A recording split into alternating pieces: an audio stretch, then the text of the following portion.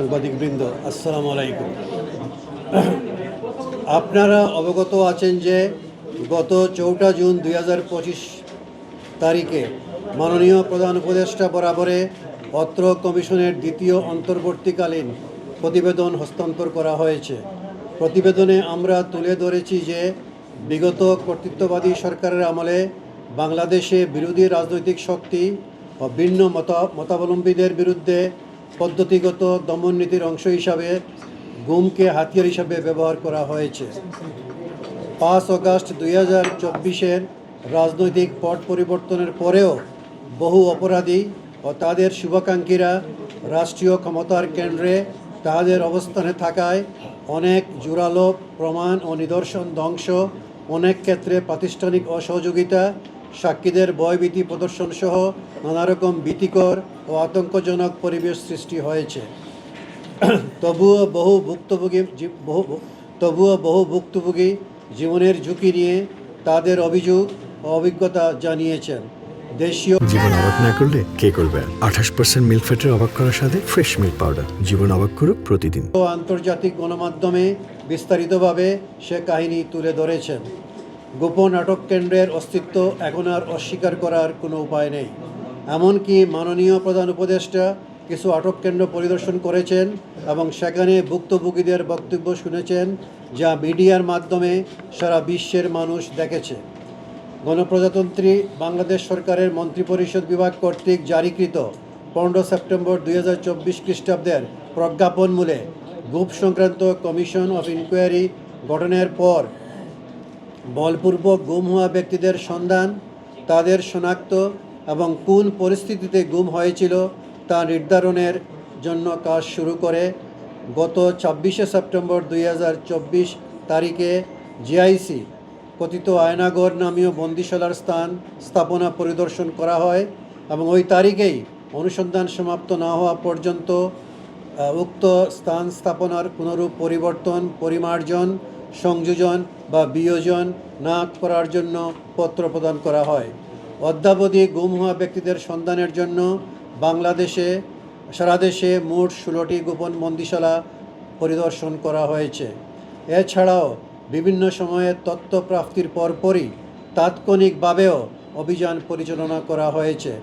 এতদ্ব্যতীত commission of inquiry অ্যাক্টের ধারা 10(a)(1) ও 2 অনুযায়ী কমিশনে দাখিলকৃত গুম সংক্রান্ত অভিযোগসমূহের মধ্য হতে গত 4 ডিসেম্বর 2024 খ্রিস্টাব্দ, 26 ফেব্রুয়ারি 2025 খ্রিস্টাব্দ ও 25 মার্চ 2025 খ্রিস্টাব্দ তারিখে 3টি পত্রমূলে মোট 131টি অভিযোগের বিষয়ে আইন মোতাবেক এফআইআর বা জিডি রেকর্ডপূর্বক ভিকটিমদের সন্ধান এবং উদ্ধার কার্যক্রম পরিচালনার জন্য বাংলাদেশ পুলিশের মহাপরিদর্শক বরাবরে প্রেরণ করা হয়েছে।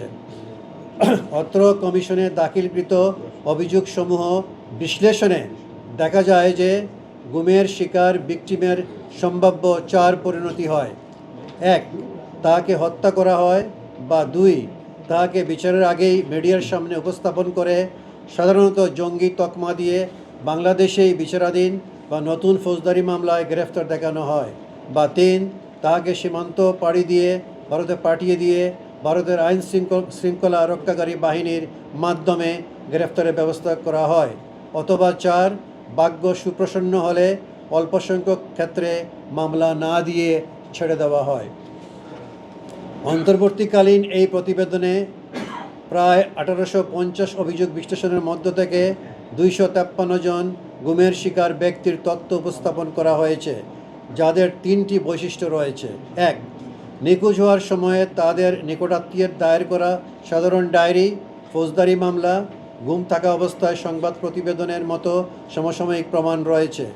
শুধুমাত্র এই 253 জন সমসাময়িক প্রমাণ দাখিল করতে সক্ষম হয়েছেন, বাকিরা হননি, কারণ তখন এসব ক্ষেত্রে জিডি করতে গেলে জিডি নেওয়া হতো না।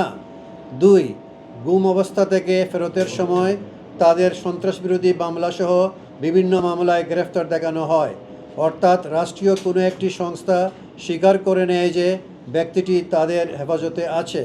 3, এই ভিকটিমরা জীবিত আছেন, তাই তারা কমিশনকে জানাতে পেরেছেন যে তারা রাষ্ট্রীয় হেফাজতে গোপন আটক কেন্দ্রে বন্দী ছিলেন, যেখানে তাদের অনেকের একে অপরের সঙ্গে দেখাও হয়েছে এবং একই ধরনের নির্যাতনের মুখোমুখি হয়েছেন। অর্থাৎ এই 253 জন ব্যক্তিকে গুম করার মুহূর্তে, গুমকালীন সময়ে এবং গুম থেকে ফেরত আসার মুহূর্তে 3টি পর্যায়ে অকাট্য প্রমাণাদি পাওয়া যাচ্ছে।